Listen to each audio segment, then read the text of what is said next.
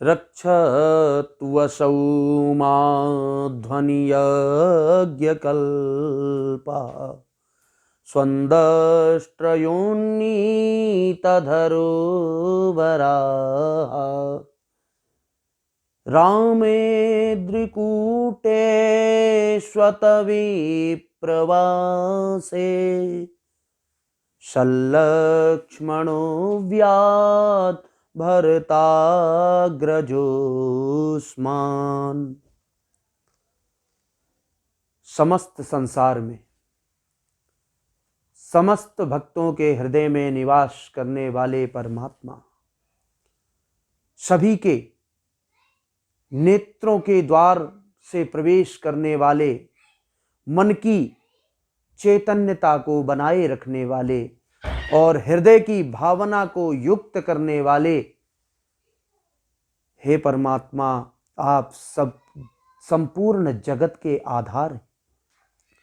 संपूर्ण जगत में आपका नाम स्मरण करने वाला व्यक्ति भी अनंत शांति को प्राप्त होता है और अनंत चैतन्यता के द्वारा आपकी प्रसन्नता में ही प्रसन्न रहता है और संसार को प्रसन्न भी रखता है। तो हे मेरी जगत जननी मां जगदम्बा परांबा, आप कितनी दयालु हैं। मैंने करीब से देखा है, पास से देखा है, और इतना पास से देखा है कि मेरा मन जो है आनंदित हो गया, मेरा तन आनंदित हो गया, मेरा भाव आपके चरणों में समर्पित होते हुए आस्था श्रद्धा से ओतप्रोत होकर के आपके श्री चरणों में मन लग गया है, ध्यान लग गया है। आपकी कृपा जो मुझ पर हुई, आपकी कृपा जो भक्त वृंदों पर होती है, वह कहने समझाने योग्य नहीं। हे मां, हे परमात्मा, आप जगत नियंता हैं।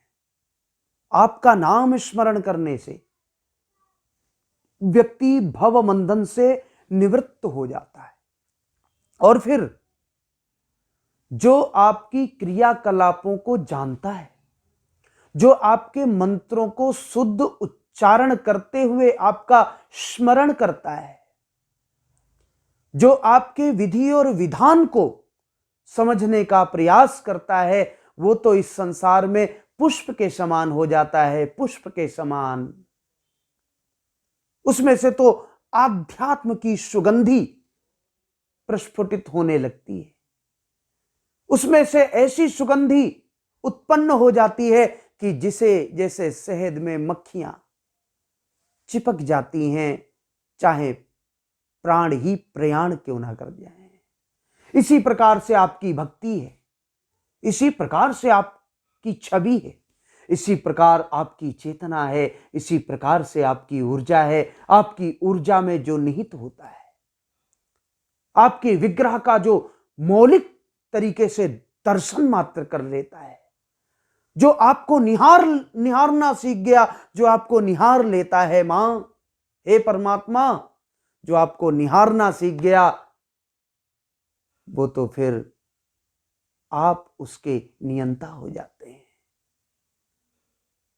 हम कितना ध्यान रख सकते हैं ये हमें भी नहीं पता, और पता भी कर लोगे तो जो हमारे द्वारा देखती हुई तत्पश्यत दृश्यताम दृष्टि गोचर हो रहा है, उन्हीं का स्मरण कर सकते हैं, उन्हीं का ध्यान कर सकते हैं। लेकिन हमारे द्वारा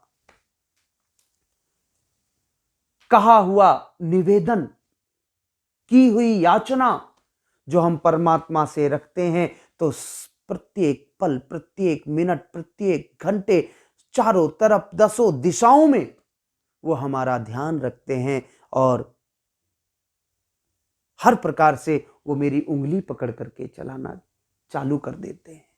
वो हमारा हाथ पकड़ लेते हैं, आवश्यकता पड़ती है तो हमारे गालों को भी स्पर्श करते हैं, आवश्यकता पड़ती है तो हमारे कानों में बोलते हैं, आवश्यकता पड़ती है तो हमारे मुख से उच्चारण भी वही करवाते हैं। आज मैं आपसे जरूर कहना चाहूंगा कि अगर जो आप जीवन में किसी से प्रेम ना कर पाए हो और किया भी हो तो आधुनिक प्रेम किया हो तो उसके मायने नहीं रख सकते।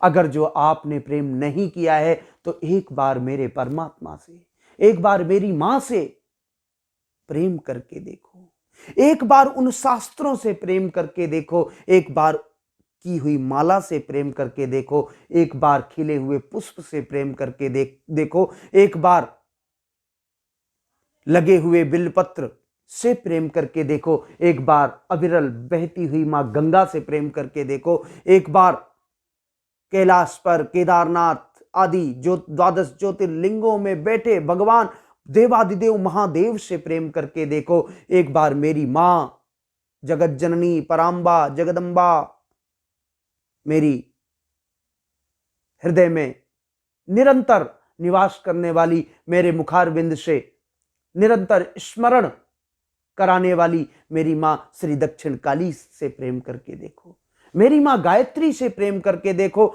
मेरे गजानन से प्रेम करके देखो, मेरी मां लक्ष्मी से प्रेम करके देखो, मेरी मां सरस्वती से प्रेम करके देखो, मेरे भगवान श्री हरि से प्रेम करके देखो, भगवान नारायण से प्रेम करके देखो, रामकृष्ण से प्रेम करके देखो, सूर्य चंद्र से प्रेम करके देखो, हनुमान जी से प्रेम करके देखो, कुबेर जी से प्रेम करके देखो। आपका परिवार बनते चले जाएंगे, ये आपके परिवार हैं। और जिस दिन, जिस पल, जिस क्षण आपको जिसकी आवश्यकता होगी, आपको स्मरण करने की आवश्यकता नहीं होगी, वो तो पुनः आकर के बार बार आकर के तुरंत आकर के आपके ऊपर वरद हस्त रख देंगे और आपको जिसकी आवश्यकता होगी, जिस वस्तु की आवश्यकता होगी, जिस क्रिया की आवश्यकता होगी, जिस विधान की आवश्यकता होगी, जिस विधि की आवश्यकता होगी, जिस संसार की वस्तुओं की आवश्यकता होगी, वो तत्क्षण आपके सामने उपलब्ध कराते चले जाएंगे। प्रेम परमात्मा प्रतिज्ञा से होता है, प्रेम तो प्रतिज्ञा से होता है, प्रेम तो संकल्प से होता है, प्रेम तो लगन से होता है, प्रेम तो शीलता से होता है, प्रेम हृदय से होता है। इसलिए मैं उस परमात्मा का छोटा सा दास,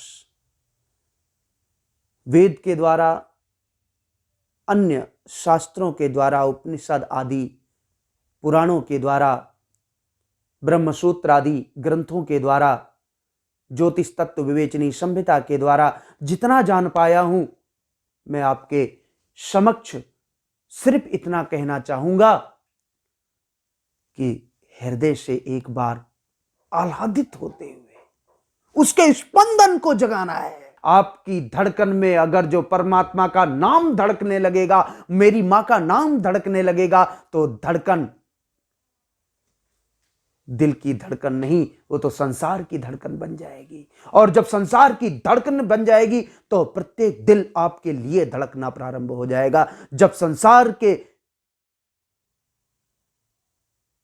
समाचरित रूप से निरंतर चल और निरंतर रूप से चलने वाले चलायमान संसार से जब आपका दिल धड़कने लग जाएगा तो आप परमात्मा के बहुत करीब होंगे और आप परमात्मा के द्वारा पता नहीं कितने कितने व्यक्तियों पर उनके मार्ग प्रशस्त करने वाले बन जाएंगे। आपके घर में प्रसन्नता का माहौल हो जाएगा, आपके परिवार में प्रसन्नता का माहौल हो जाएगा। रोग दूष भय व्याधि जरा पीड़ा ये सब आपसे एक सीमा के द्वारा बंधी रहेंगी, दूर रहेंगी। और मैं करीब से जानता हूं, वो दिखता नहीं लेकिन प्रतिपल हमारे आसपास है। वो बोलता नहीं लेकिन सब सुनता है। वो कहता नहीं, वो तो कहलवाता है। वो देता नहीं लेकिन दिलवाता है। वो कुछ रखता नहीं लेकिन आपके आगे रख देता है, भर देता है। वो कुछ मांगता भी नहीं लेकिन आपको मांगने से रोक देता है। वो कुछ घूमने के लिए भी नहीं कहता लेकिन संसार में आपको घुमा देता है। वो आपसे तीर्थों पर मिलने के लिए नहीं बैठा है, लेकिन जब उसकी कृपा होती है तो आपको तीर्थों पर ले जाकर के वो तीर्थ भ्रमण भी करा देता है। वो आपसे धर्म कराना जानता है, वो धर्म कराना सिखाता है, वो आपको सज्जन बनाता है, वो आपको गुरु भक्त बनाता है, वो आपको मातृ भक्त बनाता है, वो आपको पितृ भक्त बनाता है, और वो आपको दिव्य भ्राता बनाता है, वो आपको सुंदर भार्या बनाता है, वो आपको घर की लक्ष्मी बनाता है, वो आपको घर की देखभाल करने वाली एक दिव्य स्त्री बनाता है और कर्तव्यनिष्ठ एक पुरुष बनाता है।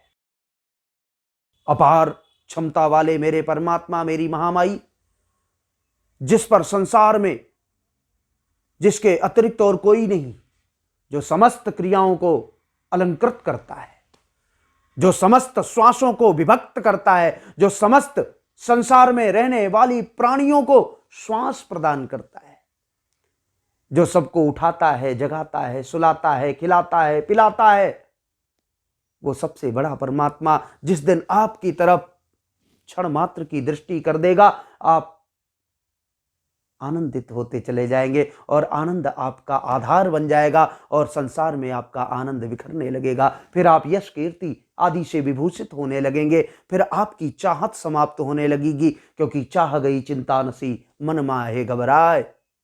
फिर मन घबराना बंद कर देगा, चाह चली जाएगी, चिंता चली जाएगी, मन घबराना बंद हो जाएगा। फिर बारिश किसकी होगी? तो कहा पुष्पों की बारिश होगी।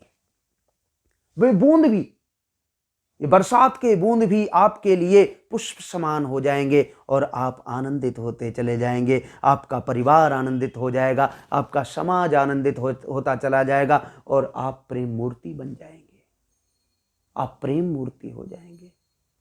आपको, हमको, सबको प्रेम मूर्ति बनना है। अपने जीवन को जानिए, अपने जीवन को पहचानिए। हमारा आगमन किस लिए हुआ है, हमें क्या जानना है, हमें क्या सीखना है, हम क्या जानना चाहते हैं, हमें किस पथ पर जाना है, हमें क्या क्रिया करनी, हमें क्या विधान करने, हमें क्या विधियां करनी है, ये सब कुछ जानना है। अभी तो बहुत कुछ बाकी है, बहुत कुछ बाकी है। कुछ नहीं जाना, जानने का प्रयास करो। आज से, अभी से, इसी क्षण से लग जाओ, जानने का प्रयास करो। जो जानना है, जो सत्य है, जो वास्तविक है, उसको जानना है, जो यथार्थ है उसको जानना है। तो जानने के लिए अभी से हमें जुटना पड़ेगा, प्रयास करना पड़ेगा, आसन लगाना पड़ेगा, प्राणायाम करना पड़ेगा, ध्यान करना पड़ेगा, स्मरण करना पड़ेगा, पूजन करना पड़ेगा, विधि विधान से करना पड़ेगा, स्नान करना पड़ेगा, वंदन करना पड़ेगा, यजन करना पड़ेगा, हवन करना पड़ेगा। ये सब कुछ करना पड़ेगा। तो मेरे बंधुओं, मेरे मित्र, मेरे भाइयों और बहनों, जो वास्तविक है उसके लिए आज और अभी से प्रयास करें। मैं आपके साथ में हूं, मेरे से जो हो सकेगा मैं आपके लिए तत्क्षण प्रतिपल 24 घंटे खड़ा हुआ हूं, प्रतिपल खड़ा हुआ हूं। इसलिए आप जो है आज से और अभी से प्रेम मूर्ति बनने का प्रयास करिए, प्रेम जगाइए, हृदय में प्रेम लाइए। जय हो मेरी माँ, जय हो मेरे परमात्मा।